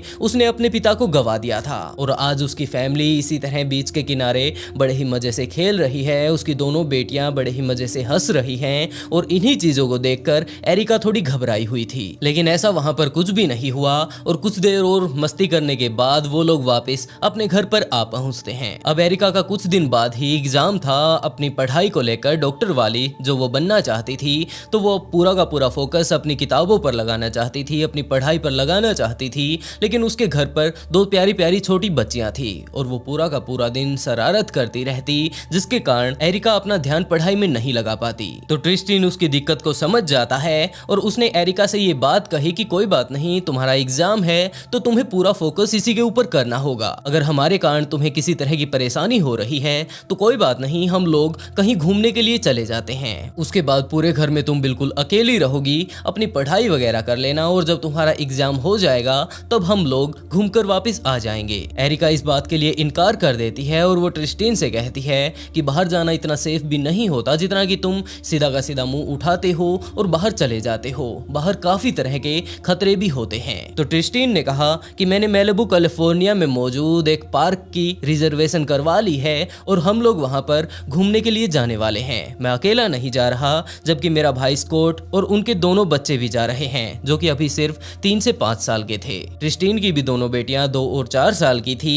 और वहां पर अगर बच्चे एक साथ रहेंगे तो काफी सारा वो एंजॉय कर पाएंगे। और वैसे भी मैं अकेला नहीं, जबकि मेरा भाई स्कॉट भी मेरे साथ होगा। और ये सभी बातें सुनकर एरिका भी इस बात के लिए मान जाती है और वो तैयारी करने लगते हैं मैलिबू कैलिफोर्निया जाने के लिए। वो उनकी पूरी तैयारी कर देती है और उन्हें भेज देती है और उसके बाद उसने अपनी पढ़ाई शुरू कर दी ताकि वो जल्द से जल्द अपने एग्जाम को दे आए और उसके बाद वापस उसकी फैमिली उसके पास आ जाए। ट्रिस्टिन अपनी दोनों बच्चियों को लेकर, अपने भाई के साथ उनके बच्चों को लेकर मैलिबू कैलिफोर्निया जा पहुंचता है। यहाँ पर काफी सारी ऐसी जगहें थी जो कि स्पेशली तौर पर बच्चों के लिए ही बनाई गई थी। काफी सारे बीचेस थे, बहुत सारी ऐसी जगहें थी जो कि दूर दूर से लोग यहाँ पर देखने के लिए आते रहते हैं। उसने वहीं पर मौजूद एक पार्क में अपना रिजर्वेशन तो पहले ही करवा लिया था। वो लोग पूरा दिन वहां पर घूमते हैं, वहां की अलग अलग चीजों को देखते हैं और उसके बाद जब शाम होने लगी तो वो आ पहुंचते हैं उसी पार्क में जहां पर उन्होंने रिजर्वेशन करवाया था। इस पार्क में यहाँ पर इनके अलावा भी काफी सारे लोग आए हुए थे,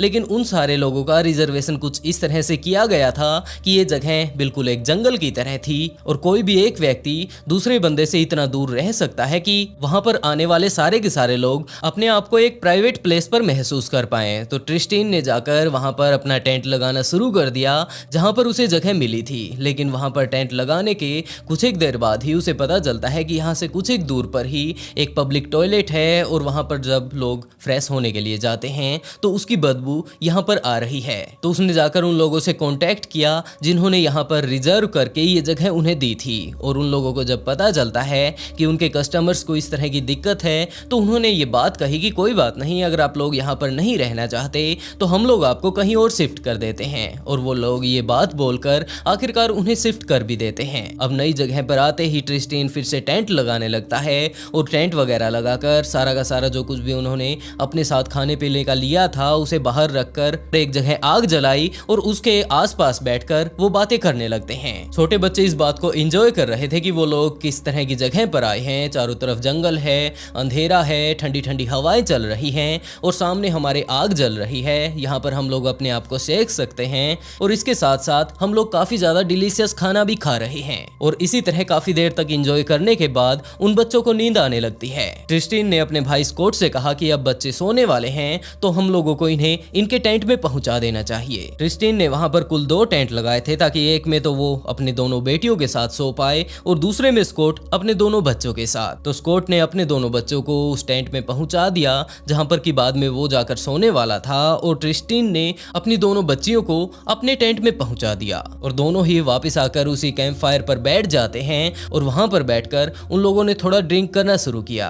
वो बस अपनी नॉर्मल जिंदगी के बारे में थोड़ा बात करते हैं और उसके बाद वो दोनों भी सोने के लिए चले जाते हैं। रात का लगभग 4:30 बजे का टाइम हो चुका था कि तभी स्कॉट को एक काफी ज्यादा तेज आवाज सुनाई देती है।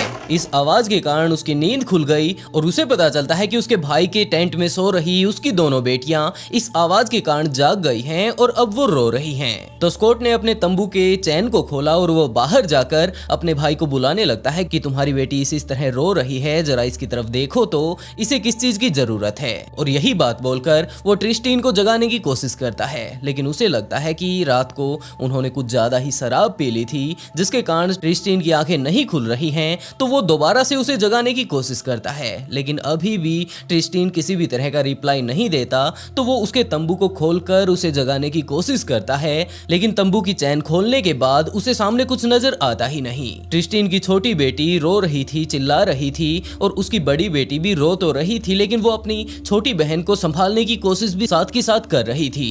स्कॉट को ज्यादा कुछ तो दिखाई नहीं दिया क्योंकि उस टेंट में काफी ज्यादा अंधेरा था, लेकिन जब वो ट्रिस्टीन के थोड़ा और नजदीक जाता है तो उसे वहां पर थोड़ा चिपचिपा पदार्थ महसूस होता है। जब उसने लाइट का प्रबंध किया तो उसे पता चलता है कि यहाँ पर तो चारों तरफ खून फैला हुआ है और ट्रिस्टीन की दोनों छोटी बेटियां मानो खून के तालाब में बैठी हैं। स्कॉट को कुछ समझ नहीं आया और उसने तुरंत वहां पर मौजूद सिक्योरिटी को अपने पास बुलाया, जो कि वहां आसपास में इमरजेंसी के लिए छोड़ी गई थी। तो वो सिक्योरिटी आकर जब यहाँ पर थोड़ी छानबीन करती है, थोड़ी तहकीकात करती है कि आखिरकार यहाँ पर क्या हुआ है, तो उन्हें पता चलता है कि ट्रिस्टीन अपनी जान गंवा चुका है। दरअसल उसके सिर में एक गोली लगी थी और जो थोड़ी देर पहले स्कॉट ने जो आवाज सुनी थी वो किसी और चीज की नहीं जबकि एक बंदूक की गोली की थी, और वो गोली आकर सीधा इसके भाई के सिर में लगी थी। लेकिन ट्रिस्टीन की तो यहाँ पर किसी के साथ कोई दुश्मनी भी नहीं थी, और ऐसा यहाँ पर ये सब कैसे हो गया, इन सब बातों को वो लोग जान पाते उससे पहले ही पुलिस वहां पर आ जाती है और इस बात पर तहकीकात करने लगती है कि ये सब कैसे हो गया। इस टाइम स्कॉट की वाइफ को अपने घर पर इस बारे में पता चल जाता है कि उसकी फैमिली जो इस तरह घूमने के लिए गई थी वहां पर ये हादसा हो गया है। तो स्कॉट की वाइफ ट्रिस्टीन की वाइफ के पास आती है और उसने ये सारी की सारी बातें बताई कि तुम्हारा पति इस तरह स्कॉट के साथ घूमने के लिए जहां पर गया था वहां पर ये हादसा हो चुका है और हमें जल्द से जल्द वहां के लिए निकलना होगा। अब उस पार्क में इतना बड़ा हादसा हुआ था तो छानबीन शुरू कर दी गई और वहीं पर एंथनी राउडो नाम का एक 42 साल का व्यक्ति पकड़ा जाता है जिसके पास एक बंदूक थी। तो पुलिस ने तुरंत उसे अपनी हिरासत में ले लिया और उसे अपने साथ पूछताछ के लिए लेकर गई। जब पुलिस इस केस पर पूरी तरीके से इन्वेस्टिगेशन करती है तो उन्हें पता चलता है कि एंथनी की ट्रिस्टीन के साथ कोई भी दुश्मनी नहीं थी। दरअसल उसकी एक काफी ज्यादा लंबी क्रिमिनल हिस्ट्री रह चुकी है और वो अपने आप को यहाँ पर सेफ रखने के लिए इलीगली इस पार्क में रहा करता था और यहाँ पर आज से पहले भी उसने काफी सारे लोगों के ऊपर इसी तरह से हमला किया है। यहाँ पर भी एंथनी ट्रिस्टीन को मारना नहीं चाहता था, सिर्फ और सिर्फ वो लोगों के मन में खौफ जमाना चाहता था ताकि लोग यहाँ पर आना छोड़ दें और वो इसी तरह इलीगली तौर पर यहाँ पर रहता रहे। एंथनी ने आज से पहले यहाँ पर 6 लोगों के ऊपर और भी गोलियां चलाई थी, लेकिन उस टाइम किसी को कोई भी नुकसान नहीं हुआ और इस पार्क का जो मैनेजमेंट था उसने भी ये बात छिपाने की सोची, क्योंकि अगर लोगों की नजर में इस पार्क की वैल्यू गिर जाती है तो उन लोगों की इनकम बंद हो जाएगी। ये इन्वेस्टिगेशन काफी ज्यादा लंबी चलती है और इसी बीच एंथनी को काफी बार कोर्ट में लाया जाता है, लेकिन अभी भी लोगों को इस बात का डर था कि ये बंदा अगर कोर्ट में आता है तो वहां पर भी हो सकता है ये किसी की जान ले ले। तो इन्हीं कारणों के चलते जब भी एंथनी को कोर्ट में लाया जाता था तो उसे एक स्पेशल तरह की कुर्सी पर बैठा कर लाया जाता जहां पर उसके हाथ पैरों को बांध दिया जाता और इसके साथ साथ उसके मुंह पर भी कपड़ा लगा दिया जाता था।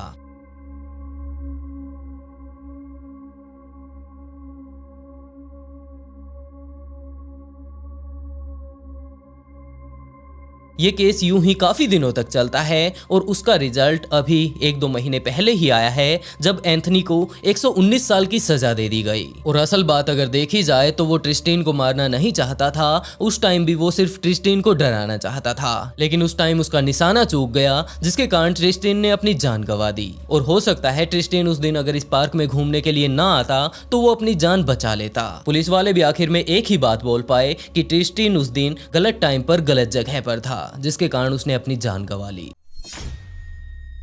घटना जून 2016 की है, जब मिशेल हेडली अपने दोस्त के पास जाकर वापस अपने घर पर पहुंचती है तो उसे पता चला कि घर पर तो उसका स्वागत करने के लिए पुलिस वाले खड़े हैं। दरअसल पुलिस उसे अरेस्ट करने के लिए आई थी क्योंकि किसी और महिला एंजेला डिएज ने इसके ऊपर केस कर रखा था। पुलिस वालों ने पूरे केस के बारे में मिशेल को बताया और उसके बाद उसे अरेस्ट कर लिया। लेकिन मिशेल पुलिस को इस बारे में भी बोल रही थी कि वो तो एंजेला को जानती ही नहीं। अगर मिशेल एंजेला को नहीं जानती है तो इनके बीच जो इतना संघर्ष हो चुका था आखिरकार वो कैसे हुआ और बात इतनी कैसे बढ़ गई कि पुलिस मिशेल को गिरफ्तार करने के लिए यहाँ पर आ पहुंची। दूसरी तरफ एंजेला का ये भी कहना था कि वो बाल बची है, ये महिला उसे मार ही देती। लेकिन असल में सच्चाई क्या थी? क्या सच में ही मिशेल ने एंजेला के ऊपर काफी सारे हमले किए थे या फिर एंजेला झूठ बोल रही थी या फिर ये दोनों ही महिला अपनी अपनी जगह ठीक थी लेकिन इसके बीच फिरकी कोई और ही ले रहा था। टाइम था 20 दिसंबर 1986 का, जब कैलिफोर्निया में मिशेल हेडली का जन्म हुआ। इसके माता पिता के घर मिशेल के बाद एक और लड़की हुई और उसके बाद मिशेल के पिता ने कहा कि हमारा परिवार अब पूरी तरीके से कंप्लीट हो चुका है और उन लोगों ने अपने दोनों ही बच्चियों की बड़ी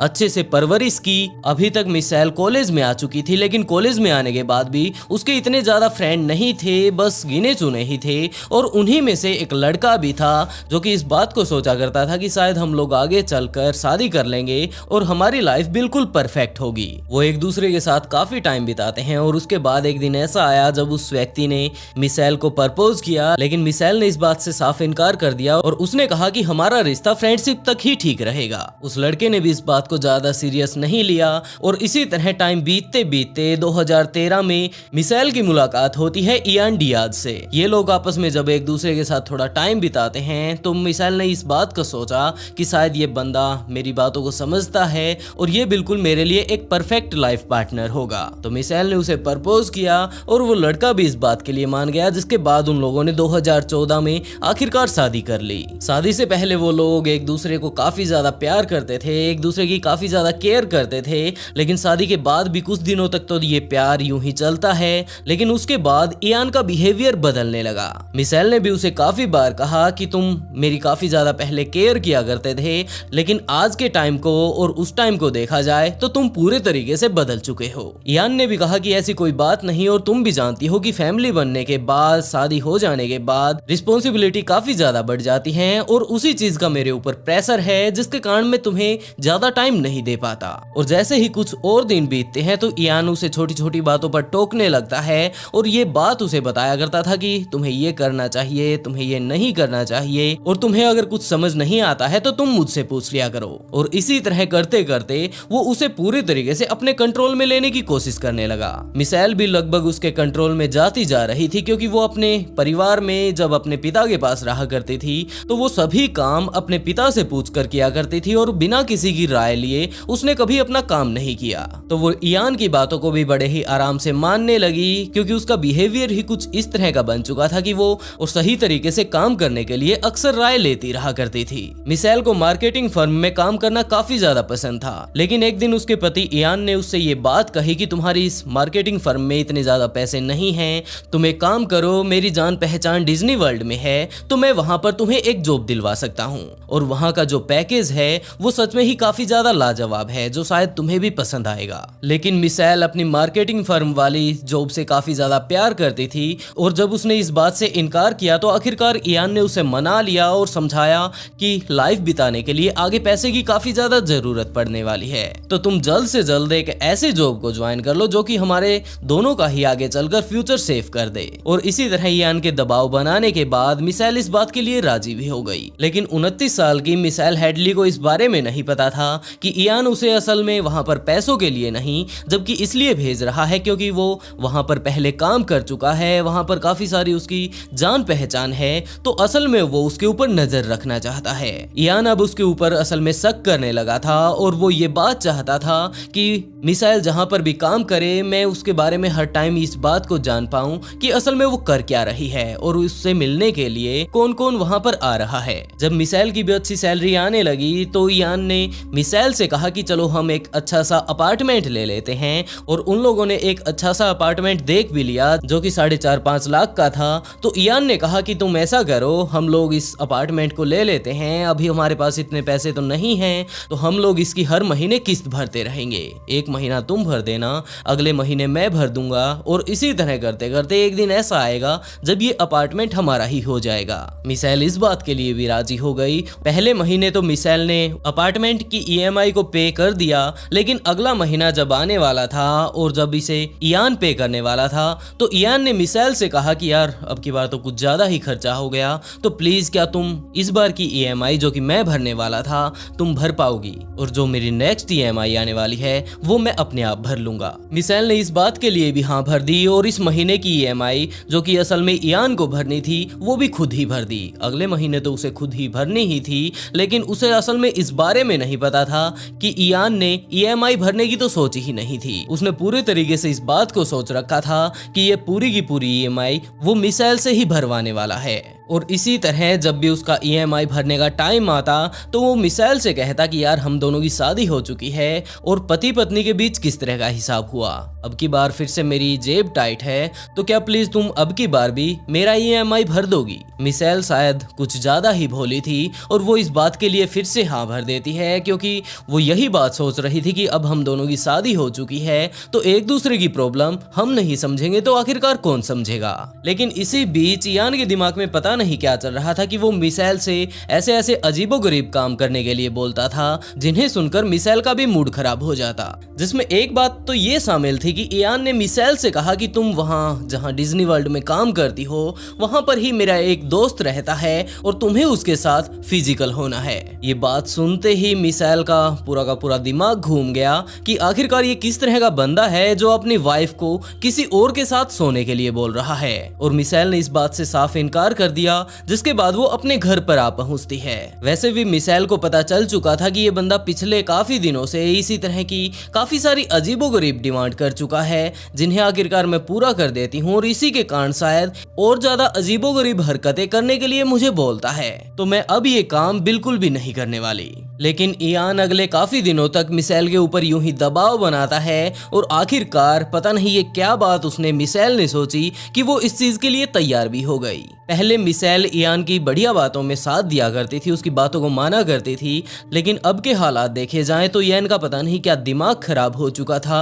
वो काफी सारी इसी तरह की और भी रिक्वेस्ट मिशेल से किया करता था। जो उन लोगों ने अपार्टमेंट लिया था उसकी EMI भी मिशेल भरती, उसके अजीबोगरीब जो शौक हुआ करते थे उनको भी मिशेल ही पूरा करती, और इन सारी चीजों से तंग आकर उसने अपनी छोटी बहन से ये बात बताई कि ये बंदा काफी ज्यादा लगता है सटिया चुका है और ये मुझे इस तरह की चीजें करने के लिए बोलता है। लेकिन जैसे जैसे टाइम बीतता है तो इयान का मिशेल के प्रति बिहेवियर और ज्यादा चेंज होने लगा, जिसके बाद मिशेल ने ये बात इयान से बोल दी कि हमें टाइम रहते अलग हो जाना चाहिए, और इस बात को इयान को बोलकर वो अपने पिता के घर चली जाती है। लेकिन इयान अभी भी उसी अपार्टमेंट में रहा करता था जो कि उन दोनों ने मिलकर लिया था, और उन लोगों ने ये डिसाइड किया था कि एक बार की EMI तो इयान भर देगा और दूसरी बार की मिशेल। लेकिन अब जब मिशेल जा ही चुकी थी तो इस महीने की EMI इयान को ही भरनी थी, लेकिन उसने जब नहीं भरी तो वहां पर पुलिस आती है और उन दोनों से जब मिलती है तो मिशेल ने पूरी घटना के बारे में बताया कि जनाब पिछली बार की जितनी भी EMI थी वो भी सभी मैंने ही भरी थी, इस बंदे ने तो अभी तक एक भी EMI नहीं भरी। तो इयान को इस चीज की प्लेंटी देनी पड़ती है और उसने इस चीज के लिए फाइन भी भरा।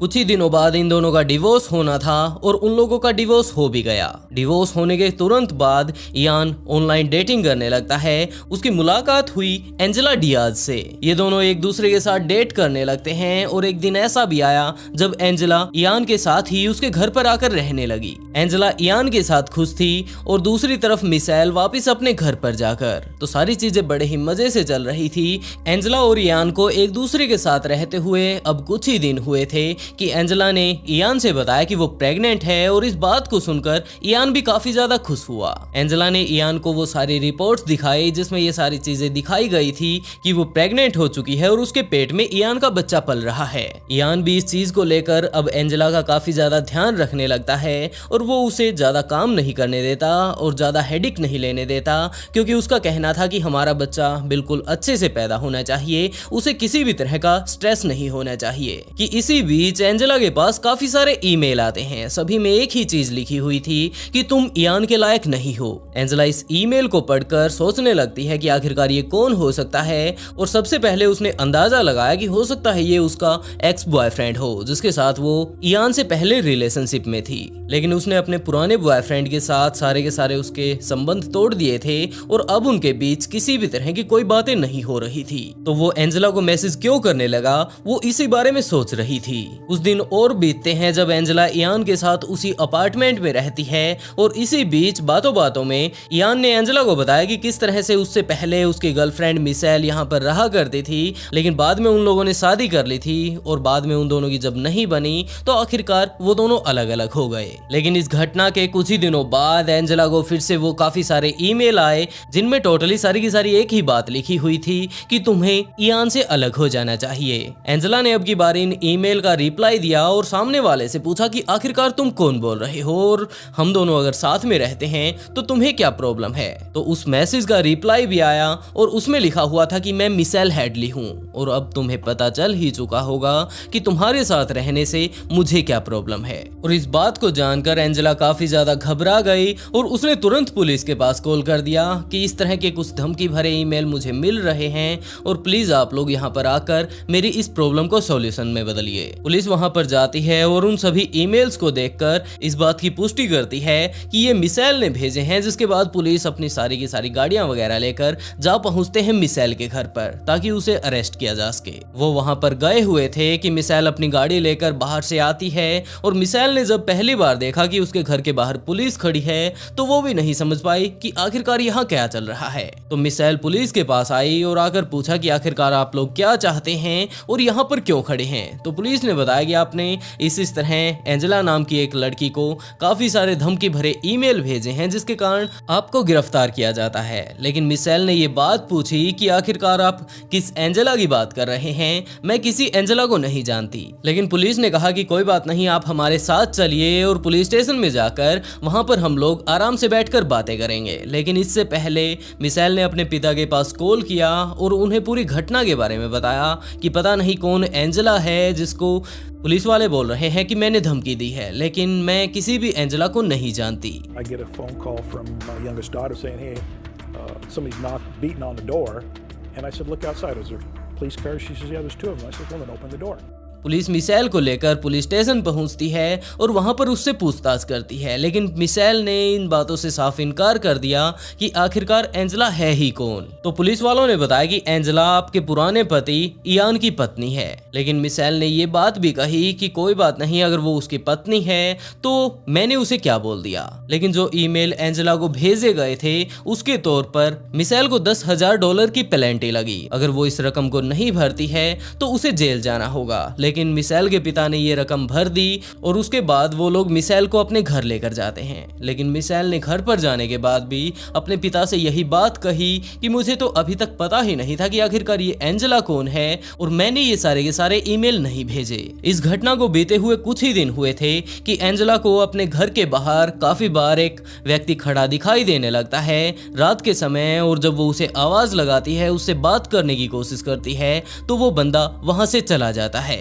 वो इस बात की कंप्लेंट पुलिस के पास भी करती है, लेकिन पुलिस जब तक वापस वहां पर आती वो बंदा वहां से गायब हो जाता और इसी तरह टाइम बीतता रहता है। एक दिन ऐसा भी आया जब एंजेला ने पुलिस के पास कॉल किया और उसने बताया कि वो जो बंदा बाहर खड़ा होकर मुझे ताकता रहता था वो कोई और नहीं जबकि मिशेल हेडली ही थी। वो यहाँ पर आज आई थी, मुझे पीटते पीटते गैराज में लेकर गई और वहाँ पर जाकर उसने मेरे ऊपर हमले भी किए। पुलिस को उसने वो सारे निशान दिखाए जो कि उस चोट में उसे लगे थे और उसने ये बात भी कही कि वो कोई और नहीं जबकि मिशेल ही थी। तो पुलिस ने फिर से मिशेल को उठा लिया और अब की बार फिर से उसे जेल में डाल दिया, जिसके बाद अब उसके ऊपर लगी $1 मिलियन की पेनल्टी। अगर वो इस रकम को भर देती है तो उसे बेल मिल जाएगी, नहीं तो वहाँ उसे 6 महीने के लिए जेल में ही रहना पड़ेगा। लेकिन मिशेल के पिता के पास इतने पैसे नहीं थे, तो आखिरकार उन लोगों ने कहा कि बेटा इतने पैसे तो हमारे पास नहीं हैं और हम किसी वकील से इस बारे में बात करेंगे और उसके बाद तुम्हें छुड़वा लेंगे, तुम चिंता बिल्कुल भी मत करना। मिशेल के पिता एक वकील को हायर करते हैं और ये केस लगभग 3 महीने तक चलता है, जिसके बाद अभी तक तो मिशेल इस केस को नहीं जीती थी,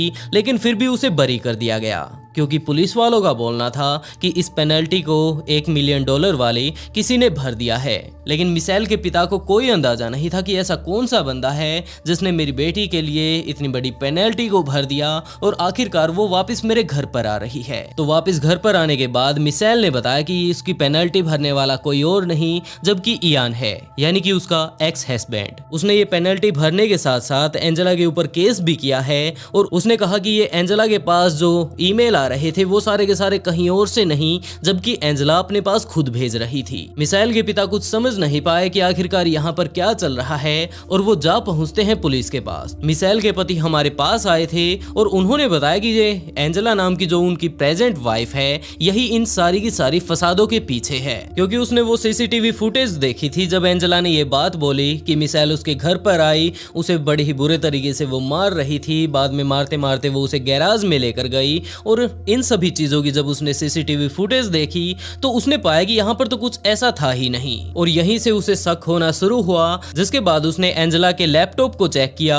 और उसमें ये सारी की सारी चीजें पता ही चल गई कि किस तरह से एंजेला ने मिशेल की आईडी खोल ली थी। क्योंकि जब हम लोग रिलेशनशिप में थे यानी कि इयान और मिशेल, तो इयान के लैपटॉप में मिशेल की आईडी खुली हुई थी और वहीं से एंजेला ने उसका पासवर्ड ले लिया और उसके बाद अपने लैपटॉप में खोलकर वो खुद को ही इस तरह के ईमेल भेज रही थी। दूसरी तरफ उसने उसकी प्रेगनेंसी वाली रिपोर्ट को भी देखा जो कि असल में झूठ थी और उसने उसके जब ऑनलाइन डाटा को चेक किया तो उसे पता चला कि एंजेला ने ये रिपोर्ट किसी और व्यक्ति से $7.5 में खरीदी है। तो सवाल ये भी था कि एंजेला ये सब क्यों करने लगी। तो इयान ने कहा कि ये बात तो पुलिस वाले ही उससे पूछ सकते हैं और एंजेला को जब पकड़ कर लाया गया वहां पर पुलिस वालों ने उससे पूछताछ की तो एंजेला ने बताया कि जब इयान के साथ उसकी शादी हो चुकी थी तो डिवोर्स के बाद भी वो मिशेल को काफी ज्यादा याद किया करता था और अक्सर वो इसकी बात किया करता था कि किस तरह उसे उन लोगों ने ये अपार्टमेंट लिया था मिलकर, कितने मजे से वो लोग टाइम को बिताया करते थे। और असल में देखा जाए तो वो एंजेला के साथ रहते हुए भी मिशेल के साथ अपने आप को फील किया करता था और वो उसी के बारे में बात करता रहता। और इस बात को लेकर एंजेला के दिमाग में काफी सारी खुरापाती आइडिया आने लगे। ये बंदा पूरा दिन उसके गुणगान करता रहता है तो क्यों ना उस लड़की को इस तरीके से फंसा दिया जाए कि साइमन उसके नाम से भी नफरत करने लगे, जिसके तौर पर उसने ये सारा षड्यंत्र रचाया और उसके बाद मिशेल को जेल भेज दिया। लेकिन एंजेला ने मिशेल के जीवन को पूरे तरीके से बर्बाद करने में कोई कमी नहीं छोड़ी थी और एक मासूम लड़की जिसने कोई गलती ही नहीं की और उसे इस तरह की सजा में फंसाने के तौर पर एंजेला को 5 साल की सजा सुनाई गई। मिशेल को रिहा पहले ही कर दिया गया था और उसने जो पेनल्टी भरी थी वो भी उसे वापस दे दी गई। वैसे दोस्तों आप लोग इस केस के बारे में क्या कहना चाहेंगे कि एक पति जो कि अपनी पत्नी से शायद कुछ ज्यादा ही प्यार करता था वो ये सभी बातें अपनी दूसरी पत्नी के साथ शेयर करता है, तो उसकी दूसरी पत्नी ने जो कदम उठाया वो कहां तक सही था? अपनी राय कमेंट बॉक्स में जरूर बताइएगा। और दोस्तों आप लोगों ने अगर यहाँ तक ये वीडियो देखा है तो शायद आप लोगों को ये केस पसंद आया होगा। अगर पसंद आया हो तो वीडियो को लाइक करना बिल्कुल ना भूलें और इसी तरह के और केसेस को देखने के लिए ऑफबीट पॉडकास्ट को सब्सक्राइब जरूर कर लें। और इसी के साथ दोस्तों आज का शाउट आउट राहुल को and write a beautiful comment to get shout out in next video. बहुत जल्द मिलते हैं एक और नए केस के साथ। एक लड़की अपने दोस्तों के साथ शाम को पार्टी करने की सोचती है और उन लोगों ने प्लानिंग बनाई कि आज रात हम लोग मिलकर पार्टी करेंगे। लड़की के सभी दोस्त पार्टी में पहुंच चुके थे लेकिन अभी भी लड़की नहीं आई थी, तो उन लोगों ने लड़की से फोन करके पूछा कि वो कहां पर है और अभी तक वो क्यों नहीं आई। तो लड़की ने कहा कि जस्ट मैं पहुंचने ही वाली हूं और 15-20 मिनट में हम लोग साथ पार्टी कर रहे होंगे। लेकिन 20 मिनट में, 30 मिनट में और ना ही 2 घंटों में वो लड़की वहां पर कभी पहुंची ही नहीं। लेकिन क्या हुआ था उस लड़की के साथ, कौन थी वो लड़की और वो कहां पर रह गई? ये कहानी है अब्दुल रूफ और अजीबान नेसा की, जो कि एक पति पत्नी थे और बांग्लादेश से शिफ्ट होकर इंग्लैंड गए थे। वहीं पर अपना सारा का सारा कारोबार जचाया और पूरी की पूरी फैमिली को सेट किया। अब्दुल और अजीबान दोनों मिलकर अपनी फैमिली की प्लानिंग करने लगते हैं और इसी तरह टाइम बीतते बीतते उनके घर पर 4 बच्चे भी होते हैं। और मेनली ये कहानी है उनकी जो सबसे बड़ी बेटी थी उससे जो छोटी बेटी थी सबीना, उसकी। सबीना को अगर देखा जाए तो वो बचपन से ही काफी ज्यादा मिलनसार थी और दूसरी तरफ तरफ अगर जानवरों के बारे में देखा जाए तो वो उनसे भी काफी ज्यादा प्यार करती थी और यही कारण था कि उसने अपने माता पिता से काफी ज्यादा जिद की और अपने घर पर एक मछली पालन बनाया। वहां पर वो काफी सारी अलग अलग तरह की मछलियों को पालने लगी, लेकिन इससे भी जब उसका मन नहीं भरा तो उसने कहा कि मैं एक बिल्ली भी लाना चाहती हूँ। और इस तरह अपनी बेटी के जिद करने पर उसके माँ बाप भी इस बात को नहीं रोक सके और उन लोगों ने उसे एक प्यारा सा बिल्ली का बच्चा ला कर दिया। वो अपने जानवरों के साथ, अपने परिवार वालों के साथ बड़े ही अच्छे से टाइम बिता रही थी। उसे पढ़ाई का भी काफी ज्यादा शौक था और यही कारण था कि वो अक्सर अपनी क्लास में फर्स्ट ही आया करती थी। और इसी तरह अच्छे पढ़ाई के चलते, अच्छे मार्क्स के चलते उसका वहीं पर यूनिवर्सिटी ऑफ ग्रीनविच में सोशियोलॉजी सब्जेक्ट में एडमिशन हो गया। वो वहां पर अपने सब्जेक्ट को लेकर बड़े ही अच्छे से पढ़ाई करती है और उससे रिलेटेड सारे के सारे एग्जाम्स को क्लियर करती है। और 2014 आते आते उसने वो अपनी डिग्री भी बड़े ही अच्छे नंबरों से पास कर ली। उसे टीचिंग का काफी ज्यादा शौक था, तो वो जिस भी बच्चे को मिलती वो उसे पढ़ाने की कोशिश करती और जिस भी बच्चे को किसी तरह से स्टडी में अगर मदद की जरूरत होती तो वो उसकी भी मदद करने लगती। और 2020 तक उसने अपनी जितनी भी टीचर बनने के लिए उसे एलिजिबिलिटी चाहिए थी वो सारी की सारी डिग्री क्लियर कर ली और उसके बाद वो फाइनली टीचर बन गई। वो टीचर बनी थी एक प्राइमरी स्कूल में। वहां पर जाकर वो स्कूल के बच्चों को बड़े ही प्यार से पढ़ाती और उससे जो पढ़ने वाले बच्चे थे वो भी उससे पढ़कर काफी ज्यादा खुश होते।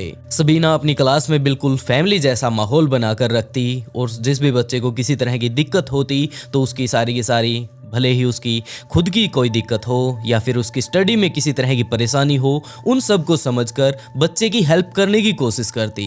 और इसी तरह मेहनत करके हम लोग कह सकते हैं कि सबीना ने अपना सपना पूरा कर लिया, जो कि वो एक टीचर बनना चाहती थी। वो पूरा दिन अपना काम करती, शाम को वापस आती और सारा कुछ बड़े ही मजे से चल रहा था। उसके पहले भी काफी सारे दोस्त थे, उसके स्कूल टाइम के, कॉलेज टाइम के। बात अगर यूनिवर्सिटी की जाए तो वहां पर भी उसके काफी सारे दोस्त बने। और अब अगर टीचर बनने के बाद देखा जाए तो उसके काफी सारे ऐसे फ्रेंड थे जो कि उससे बहुत ही कम मिल पाते। तो उन लोगों ने सभी ने मिलकर ये डिसाइड किया कि हम लोग काफ़ी कम मिल पाते हैं, हो ना हो हमें आपस में किसी दिन टाइम बिताना चाहिए। तो उसने अपने सभी पुराने दोस्तों के साथ ये डिसाइड किया कि हम लोग 16 नवंबर की रात आराम से बैठकर पार्टी करेंगे। उसके सभी के सभी दोस्त इस बात को बोलते हैं कि हाँ ठीक है, ये टाइम फिक्स रहेगा और हम लोग पूरी रात पार्टी करेंगे, बातें करेंगे और सारी रात हमारी ही होगी। और इस बात को डिसाइड करके वो लोग अपने अपने काम पर चले जाते हैं। और उसके बाद वो टाइम आता है जब उसे पार्टी करने के लिए अपने दोस्तों के पास जाना था। वो सभी के सभी लोग उस जगह पर पहुंच चुके थे जहां पर उन्हें पार्टी करनी थी। तो उन लोगों ने तुरंत सबीना के पास कॉल किया कि तुम कहां पर हो। तो सबीना ने कहा कि मैं बस अपने घर से निकलने ही वाली हूं, क्योंकि उस टाइम भी वो थोड़ा मेकअप वगैरह कर रही थी और काफी दिनों के बाद अपने दोस्तों से मिलने वाली थी। तो वो पूरी तरह से ड्रेसअप होकर अच्छे से उनके पास जाना चाहती थी। तो उसने कहा कि आप लोग बस वेट कीजिए, मैं 15 या 20 मिनट में आप लोगों के पास आ जाऊंगी। और अगर उस जगह को देखा जाए जहां पर सबीना जाना चाहती थी तो वहां पर जाने के दो रास्ते थे। एक था रोड से, जहां से जाने में लगभग उसको 15 मिनट लगने वाली थी, और दूसरा था पार्क से, जिससे अगर वो जाती है तो उसे मुश्किल से 10 मिनट लगेंगी। वो जल्दी से जल्दी वहां पर जाना चाहती थी, लेकिन वो उस पार्क से नहीं जाना चाहती थी, क्योंकि वो पूरा दिन वैसे तो उस पार्क में घूमती थी, लेकिन रात के उस पार्क के माहौल के बारे में अगर बात की जाए तो उसे इसके बारे में कोई अंदाजा नहीं था कि यार पता नहीं यहाँ पर किस तरह की सेफ्टी होगी या फिर नहीं। लेकिन उसका दिमाग ये भी बोल रहा था आज भी अगर वो अपने दोस्तों के पास लेट पहुंचती है, उन्हें ये बात जानकर काफी ज्यादा दुख होगा, तो मुझे यहाँ से निकल लेना चाहिए। और वैसे भी यहाँ पर रात को काफी सारे लोग आते रहते हैं और मुझे नहीं लगता कि कोई परेशानी होगी, तो वो सिर्फ मेरे ऊपर ही आएगी। वो उसी रास्ते से होकर वहां पर जाने की कोशिश करती है, लेकिन 20 मिनट बीतते हैं, आधा घंटा बीता, 2 घंटे बीते, लेकिन सबीना वहां पर नहीं पहुंची। उसके दोस्तों ने फाइनली उसका वेट करके खाना शुरू किया और उन लोगों ने यही डिसाइड किया कि कोई बात नहीं, हो सकता है उसे थोड़ा काम हो गया हो, तो वो जैसे ही यहाँ पर आएगी तो हम लोग उसके बाद भी तो उससे मिल सकते हैं। चलो भूख काफ़ी ज़्यादा लग चुकी है, हमें यहाँ पर कुछ ना कुछ खा लेना चाहिए। उसके बाद भी जैसे ही सबीना वहाँ पर नहीं पहुँची तो इस बात को लगभग आधा घंटा ही बीता होगा, तो उसके दोस्तों ने उसके पास कॉल करने की कोशिश की, लेकिन लगातार उसका फ़ोन स्विच ऑफ आ रहा था। उन्हें कुछ समझ नहीं आया और उन लोगों ने यही डिसाइड किया कि हो सकता है यार वो वैसे भी काफी ज्यादा बिजी रहती है, तो आज भी उसे कोई काम आ गया हो, कोई बात नहीं, हम लोग उससे कल मिल लेंगे, हमें अपनी पार्टी कंटिन्यू रखनी चाहिए। लेकिन सबसे अजीब बात जो थी वो ये थी कि काफी देर बाद तक सबीना उनके पास नहीं पहुंची और वो लोग पार्टी वगैरह करके वापस अपने घर चले गए। लेकिन बात अगर अगले दिन के बारे में की जाए तो वो ना तो अपने घर पर थी और पार्टी में तो वो गई ही नहीं थी। तो अब वो कहां पर गई? इस बात पर कोई इतना ज्यादा ध्यान दे पाता कि सबीना कहां पर है, उससे पहले ही पुलिस के पास एक व्यक्ति की कॉल आती है। उसने कहा कि सर, क्या आप लोग प्लीज यहाँ पर आएंगे, क्योंकि मैंने यहाँ पार्क की झाड़ियों में काफी ज्यादा अजीबोगरीब चीज को देखा है और मुझे लगता है कि ये शायद मर्डर का केस है। क्योंकि सुबह सुबह एक व्यक्ति अपने कुत्ते के साथ यहाँ इसी पार्क में वॉक के लिए आया था, लेकिन जैसे ही उसके कुत्ते के साथ वो थोड़ा आगे बढ़ता है तो उसका डॉगी वहीं झाड़ियों की तरफ देखकर थोड़ा सूंघकर भौंकने लगता है। आदमी को कुछ समझ नहीं आया और उसने जैसे ही झाड़ियों के अंदर जाने की कोशिश की तो उसने पाया कि वहां पर कोई व्यक्ति लेटा हुआ है। उसे समझ आ गया कि हो ना हो कोई व्यक्ति यहाँ पर शराब पीकर आया होगा और उसके बाद यहीं पर लुढ़क गया। तो अब तो सुबह हो चुकी है, मुझे इसे जगा देना चाहिए। वो उसके पास जाता है और उससे 2 या 3 बार बोलने की कोशिश करता है, लेकिन दूसरी तरफ जो नीचे व्यक्ति लेटा हुआ था, असल में वो सबीना ही थी। वो किसी भी तरह का कोई रिएक्शन नहीं कर रही थी। तो उस आदमी को थोड़ा शक हुआ और उसने और ज्यादा नजदीक जाकर उसे चेक करने की कोशिश की। तो उसे पता चलता है कि इसके सर से काफी ज्यादा खून बह रहा है। तो उसने तुरंत पुलिस के पास कॉल किया और उसके बाद पुलिस यहाँ पर आ गई। पुलिस ने जैसे ही उस लड़की को देखा, उसके पर्स से उसकी आईडी वगैरह ली, तो उन्हें पता चल गया कि इसका घर कहाँ पर है और ये कौन है। तो तुरंत उसने उनके घर वालों को ये बात जाकर बताई कि आपकी लड़की कुछ इस हालत में यहाँ इस पार्क में मिली है।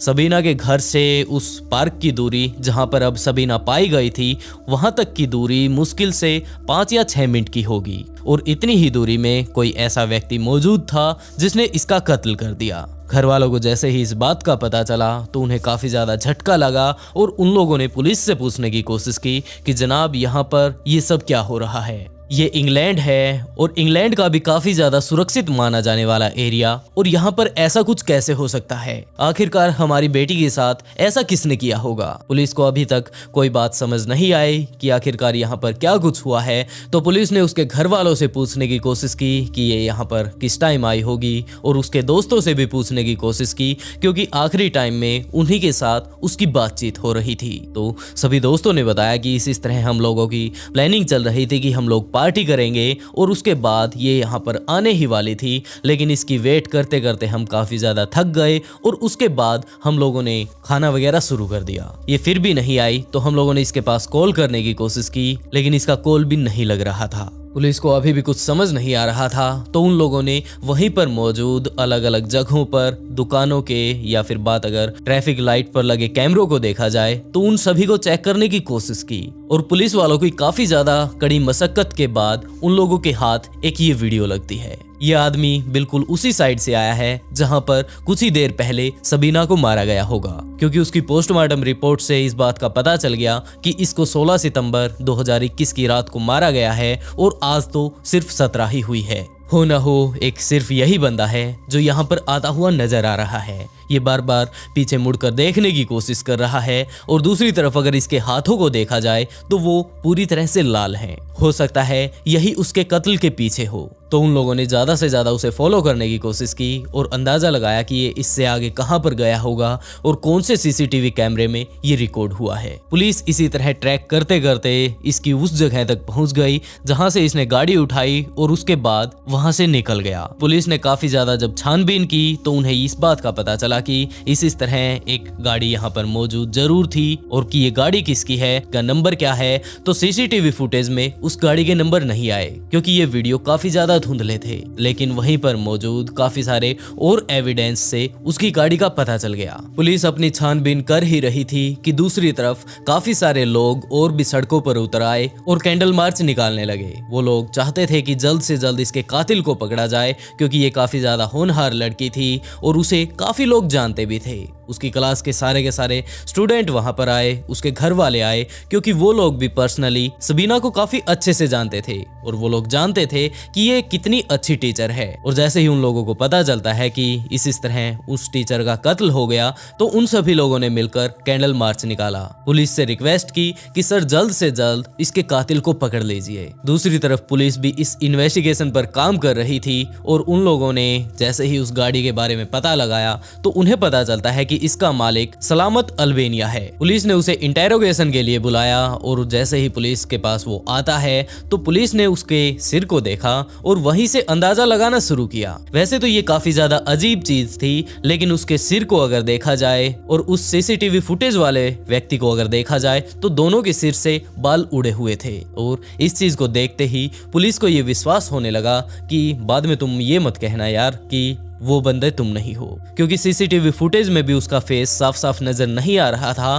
तो पुलिस ने इससे पूछने की कोशिश की कि ये सारा का सारा क्या मामला चल रहा है, और हमें इस बात का तो पता चल ही चुका है कि हो ना हो तुम ही उस केस के पीछे हो। तो इसने कहा कि जनाब ऐसा कुछ भी नहीं, मैं तो सिर्फ और सिर्फ वहां से निकल रहा था और जो ये आप लाल हाथ देख रहे हैं ये मेरे हाथ लाल नहीं, जबकि मेरे पास एक लाल कपड़ा मौजूद था। तो पुलिस ने कहा कि कोई बात नहीं, अगर तुम्हें इस बात का शक है तो हम तुम्हारा ये शक भी दूर कर देते हैं। जैसा कि इंस्पेक्टर ने उसके साथ इंटेरोगेशन किया तो शक तो उन्हें हो चुका था, लेकिन इसे प्रूव करने के लिए उन लोगों ने उसकी डीएनए रिपोर्ट ली और दूसरी तरफ उस लड़की की जिसका कत्ल हुआ था उसके शरीर से जो भी कोई एविडेंस मिला था उन सभी को इसके साथ जब मैच किया गया तो वो मैच हो गया। और पुलिस ने फिर इसे बड़े ही प्यार से पकड़ा और उसके बाद पूछताछ शुरू की कि अभी भी अगर तुम्हें किसी तरह का अगर शक हो तो हम लोग और किसी न किसी तरीके से तुम्हारा वो शक भी दूर कर देंगे। और उसके बाद तो इसने भी कहा कि जनाब कोई बात नहीं, आप लोगों को सारे के सारे सबूत तो मिल ही चुके हैं,